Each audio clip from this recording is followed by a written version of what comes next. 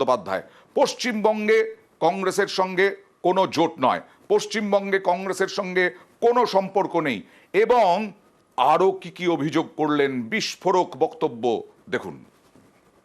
না, আমার কোনো কথা হয়নি, এবং আমি প্রস্তাব দিয়েছিলাম, ওরা প্রথম দিনই প্রত্যাখ্যান করেছে। তখন থেকে আমাদের দল সিদ্ধান্ত নিয়েছে আমরা বাংলায় একা চলবো। ইভেন ওরা যে আজ থেকে র্যালি করেছে, আমাদের একবার as a matter of country, আমি ইন্ডিয়ার অ্যালায়েন্স, আমাকে একবার জানিয়েছে দিদি আপনার রাজ্যে যাচ্ছি, না জানায়নি। সুতরাং আমার সাথে কোনো সম্পর্ক নেই বাংলার ব্যাপারে। অল ইন্ডিয়ায় কী করবো না করবো আপনার ইলেকশন ভাববো। আমরা সেকুলার পার্টি, আমরা বিজেপিকে হারানোর জন্য যা করা হয়, একটা কারো নিজের একার নয়, রিজিওনাল পার্টিগুলো আমরা একটা আমরা তো করেছি, কিছু সিটে একা লড়াই করুক, রিজিওনাল পার্টি বা সিটে লড়াই করবে, সেখানে ইন্টারফেয়ার করবে না। সেখানে গেলে যদি ইন্টারফেয়ার করে তাহলে সেখানে আমরা বুঝবো অন্যরকম। আর মমতা বন্দ্যোপাধ্যায়ের এই যখন লোকসভা নির্বাচন আসছে একেবারে সামনে, আমাদের প্রতিনিধি আবির রয়েছেন সঙ্গে, তার কাছ থেকে একটু ব্যাখ্যা নিয়ে নেব যে রাজনৈতিক বিশ্লেষকরা অনেকেই মনে করছেন যে এই বিগত 5টি যে রাজ্যে বিধানসভা নির্বাচন হয়েছে তাতে যে ফল করেছে কংগ্রেস, একেবারে খারাপ ফল, সেই খারাপ ফলের পরেও কি তার জেস্চার চেঞ্জ হয়নি? কংগ্রেস নিয়ে কেন অভিযোগ এত বিস্ফোরক মমতা বন্দ্যোপাধ্যায়? আবির,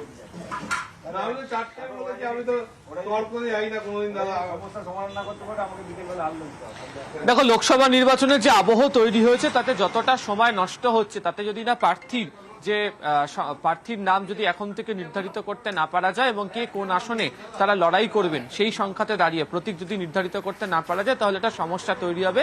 এই বার্তা বারবার ধরে ইন্ডিয়ার বৈঠকে দিয়ে রাখা হয়েছে।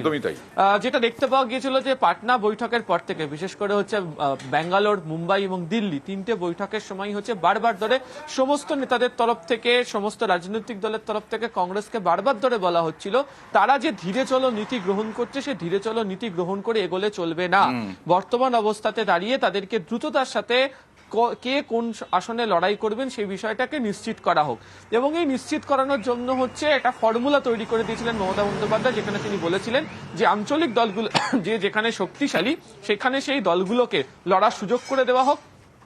বাকি জায়গাতে অন্যতম বৃহত্তম দল হচ্ছে কংগ্রেস, তো কংগ্রেস সেই আসনগুলোর ক্ষেত্রে লড়াই করবে। তো কিন্তু দেখতে পাওয়া গিয়েছে যে কংগ্রেস বিভিন্ন জায়গাতেই তারা যে জায়গাতে শক্তিশালী নয়, যে রাজ্যগুলোতে, যদি পশ্চিমবাংলার উদাহরণ ধরতে পারা যায়, অন্তত ভোটের ফলের প্রেক্ষিতে দেখতে পাওয়া যাচ্ছে যে কংগ্রেসের হাতে আসন সংখ্যা নেই, তারপরেও তারা সেই জায়গাতে তাদের আসন দাবি করে আসছে। ফলে এটাকে নিয়েই হচ্ছে প্রথম আপত্তির জায়গা। দ্বিতীয়ত হচ্ছে যে শুধু তৃণমূল কংগ্রেস তো নয়, ইন্ডিয়ার মধ্যে থাকা আরো একাধিক যে রাজনৈতিক দলগুলো রয়েছে তারাও কংগ্রেসের এই ভূমিকা সমালোচনা করে। এবং অয়নদা, তুমি যে 5 রাজ্যে নির্বাচনের ফলের কথা বলছিলে, সেখানে দাঁড়িয়ে মধ্যপ্রদেশের মতো জায়গাতে অখিলেশ যাদবের দল লড়তে চেয়েছিল, সেখানেও কংগ্রেস তাদেরকে কোনো ধরনের সাহায্য করেনি, এবং যে আচরণ যখন তাদের প্রতি দেখানো হয়েছিল তা নিয়ে তাদের তরফ থেকে অভিযোগ সেটা জানানো হয়েছিল। ফলে সে অর্থে দাঁড়িয়ে কংগ্রেসের যে জেস্চার, যে ভূমিকা, তা নিয়ে একটা তীব্র আপত্তি ইন্ডিয়ার মধ্যে তৈরি হয়েছিল আগেই। তৃণমূল কংগ্রেস যেহেতু আঞ্চলিক দল হিসেবে এখানে শক্তিশালী, তাই তাদের বার্তা স্পষ্টতাকে জানিয়ে দিয়েছেন মমতা বন্দ্যোপাধ্যায়। একেবারেই আবির, কিন্তু মমতা বন্দ্যোপাধ্যায় যে বিস্ফোরক হলেন, তারপরে অনেক নমনীয়, একেবারে নমনীয় বলা যায় কংগ্রেস নেতারা, তারা বলছেন মমতা বন্দ্যোপাধ্যায় ছাড়া জোট ইন্ডিয়ার কথা ভাবাই যায় না। দেখুন, 3-4 बार खड़गे जी ने खुद अपने भाषणों में कहा है कि सभी इंडिया पार्टी को हम निमंत्रण दे रहे हैं। इंडिया गठबंधन का एक बहुत महत्वपूर्ण स्तंभ तृणमूल कांग्रेस, ममता जी के बिना इंडिया गठबंधन की कल्पना नहीं कर सकता। और हम उम्मीद करते हैं कि जो कल ममता जी ने कहा कि बीजेपी को हराना हमारा कर्तव्य है, हमारी प्रायोरिटी है, हमारी प्राथमिकता है, और हमें पूरा उम्मीद है कि जो बातचीत चल रही है कुछ ना कुछ एक मध्य का रास्ता निकाला जाएगा। पश्चिम बंगाल में इंडिया गठबंधन के रूप में चुनाव लड़ेंगे और सभी पार्टियों का सहयोग होगा। ঠিকই, এটা বুঝতে পারছেন কেন্দ্রীয় নেতৃত্ব, কিন্তু এ রাজ্যে বারবার তো অভিযোগ উঠছে কংগ্রেস নেতারা তৃণমূলের বিরুদ্ধে এখনো কোন রকম নরম মনোভাব দেখাননি। আর অধীর চৌধুরী আজকে পরিষ্কার বললেন, একেবারে ছোট্ট কথায় উত্তর, আমি জানি না, কেন্দ্রীয় নেতারা জানেন। দেখুন, জানি না পশ্চিমবঙ্গে কি জানি না, আমি তো অল ইন্ডিয়া কংগ্রেস কমিটির নেতারা তাদেরকে জিজ্ঞেস করুন। আবির, তৃণমূল এ রাজ্যে মূলত এ রাজ্যে লোকসভা ভোটে যতটা পারা যায় তৃণমূল লাভ নেওয়ার চেষ্টা করবে।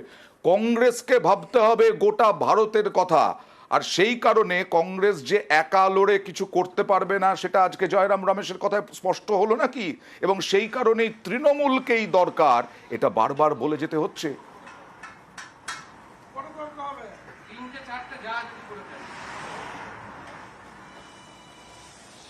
দুটো বিষয়, এক হচ্ছে যে কংগ্রেস তাদের যে বড়াই করেছিল 5 রাজ্যের নির্বাচনের ফল বেরোনোর পর দেখতে পাওয়া গিয়েছে যে তাদের প্রতি যে আস্থার জায়গাটা সে অর্থে তৈরি করে উঠতে পারেনি, এবং সেক্ষেত্রে দাঁড়িয়েই শুধুমাত্র বিজেপি নয়, ইন্ডিয়া জোটের অন্দরে থাকা বিভিন্ন রাজনৈতিক দলের বক্তব্যই ছিল যে সংগঠনের ক্ষেত্রে কংগ্রেস একাধিক জায়গাতে দুর্বল। সেই কংগ্রেসেরই হচ্ছে হাইকমান্ড এবং প্রদেশ নেতৃত্বের মধ্যে বারবার ধরে বিভিন্ন ধরনের মন্তব্য উঠে এসছে, তাদের মধ্যে দূরত্ব প্রকাশ পেয়েছে। গতকাল রাহুল গান্ধী, আজকে জয়রাম রমেশ, তারা দুজনেই বলছেন যে মমতা বন্দ্যোপাধ্যায়ের সঙ্গে ব্যক্তিগত সম্পর্ক ভালো, তাদেরকে ছাড়া চলবে না। আবার এই অধীর চৌধুরী লাগাতার বিভিন্ন ইস্যুতে তৃণমূল কংগ্রেসকে আক্রমণ চালিয়ে যাচ্ছেন, এবং যে কায়দায় আক্রমণ করছেন তাকে যথাযথ বলে মনে করছে না হচ্ছে তৃণমূল কংগ্রেস। ফলে তৃণমূল কংগ্রেস যখন জোটের প্রশ্ন থেকে বেরিয়ে এসে তারা নিজেদের জায়গাটায় লড়ার ক্ষেত্রে কতটা শক্তিশালী সেটা বুঝিয়ে দেওয়ার চেষ্টা করছে, তখন আবার প্রদেশ কংগ্রেস নেতৃত্ব গোটা ঘটনার ক্ষেত্রে বল ঠেলে দিচ্ছেন হচ্ছে হাইকমান্ডের দিকে। ফলে এক্ষেত্রে দাঁড়িয়ে কংগ্রেস হাইকমান্ডকে চূড়ান্ত সিদ্ধান্ত গ্রহণ করতে হবে আগামী দিনে। এই কংগ্রেস হাইকমান্ডের বিষয়ে আসবো, আবির আসবো, কংগ্রেস হাইকমান্ড সোনিয়া গান্ধী কি করবেন আসবো, তবে তার আগে কুণাল ঘোষ কি বলছেন একবার দেখাই।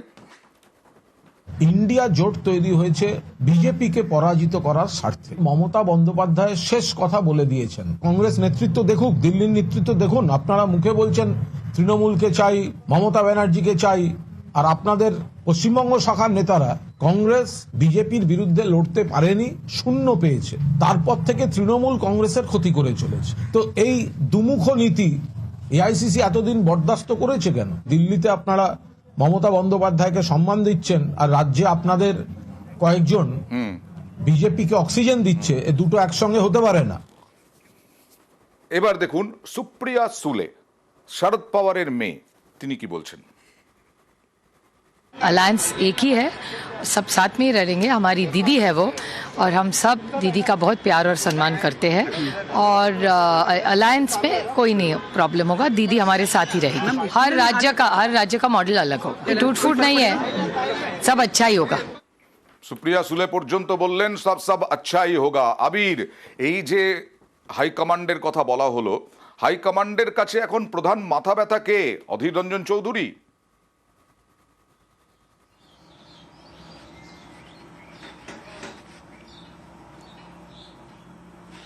মনে হয় না, তার কারণ হচ্ছে যে হাইকমান্ডের সাথে যে সম্পর্ক তৃণমূল কংগ্রেস সুপ্রিমোর, তাতে সেক্ষেত্রে দাঁড়িয়ে যদি বিজেপি বিরোধিতার ক্ষেত্রে সত্যি কংগ্রেসকে লাভজনক অবস্থাতে যেতে হয়, গোটা দেশের প্রেক্ষিতে যদি বিচার করতে হয়, তাহলে তারা তৃণমূল কংগ্রেসকে সঙ্গে রাখারই চেষ্টা করবেন। ফলে অধীর যে মন্তব্য করে বেড়াচ্ছেন, অধীর যে ধরনের কথা বলছেন, তাকে যে কংগ্রেস হাইকমান্ড ভালো চোখে নিচ্ছে না, সেই বার্তাও কার্যত সূক্ষ্ম বার্তাও গতকাল রাহুল এবং আজকে জয়রাম রমেশের মধ্যে দিয়ে রাখা হয়েছে।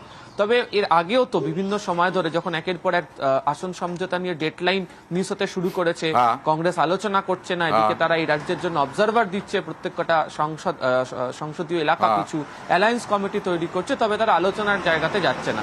ফলে কংগ্রেসের হাইকমান্ডের ভূমিকা প্রশ্নের মুখে অবশ্যই পড়েছে।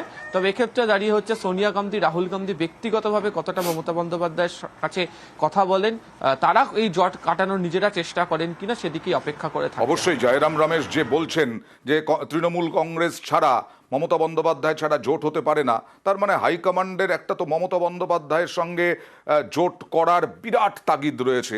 এবার দেখুন সিপিআইএম এবং বিজেপি তারা কি বলছে, দেখুন। এটা নতুন কি কথা?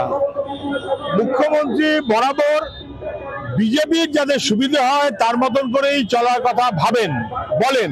যখন গোটা দেশে বিরোধীরা সবাই বিজেপির বিরুদ্ধে একজোট হতে চান, মুখ্যমন্ত্রী প্রকারান্তরে বিজেপিকে সুবিধা করে দেওয়ার জন্য কংগ্রেসের বিরুদ্ধে সবাইকে ঐক্যবদ্ধ করার আহ্বান দিচ্ছেন। বিজেপি তৃণমূলের বিরুদ্ধে আমরা সবাইকে একজোট করব। মমতা বন্দ্যোপাধ্যায় সেই গ্রাউন্ড রিয়ালিটি বুঝতে পেরেছেন, এবং সেই জন্য এই অ্যালায়েন্সে উনি থাকতে চাইছেন না। বাংলার সিপিএম, বাংলার কংগ্রেসও তো এই অ্যালায়েন্সের পক্ষে একদমই কোনো সময়ই তারা ছিলেন না। সেই জন্য এই অ্যালায়েন্স থাকার কথাও না, সেই অ্যালায়েন্স ভেঙে গেছে। ভারতবর্ষের পরিপ্রেক্ষিতেও যদি দেখা যায়, ইন্ডিয়া অ্যালায়েন্স এমন একটি নৌকো যার কোনো নাবিক নেই। তো নাবিকবিহীন নৌকো যদি হয় মানে না নেতা আছে না নীতি আছে, তো স্বাভাবিকভাবে সেই নৌকো কোথাও না কোথাও গিয়ে ধাক্কা মারে, যেখানে পৌঁছানো সেখানে পৌঁছয় না। তো সেই জন্য যা হওয়ার ছিল তাই হয়েছে। জোট নিয়ে প্রশ্ন থেকে গেল, এখন আরেকটা প্রশ্ন, বেতাজ বাদশা কোথায়? শেখ শাহ